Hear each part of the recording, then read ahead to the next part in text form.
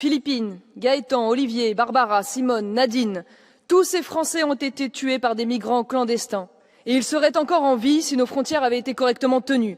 Chaque année, ils sont plus de 300 000 à rentrer par effraction chez nous, en Europe, abusant bien souvent de la solidarité nationale, faisant exploser les chiffres de la délinquance et des agressions sexuelles, devenant trop souvent un vivier de recrutement privilégié pour le trafic de drogue, voire pour le djihadisme. Ce n'est pas une réforme qu'il faut, c'est une rupture.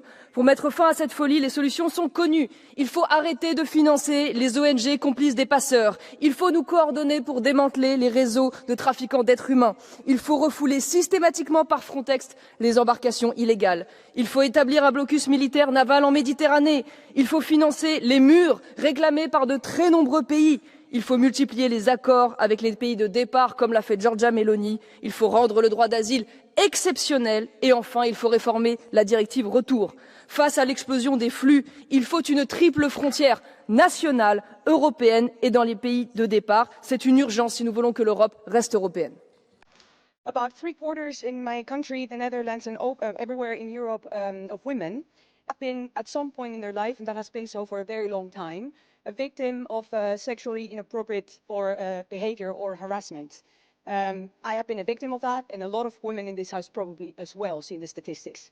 Your constant repetition that migrants are a main reason for that sort of behavior and crime is just spreading hate. Should I be afraid of all the white men born in Europe in this house?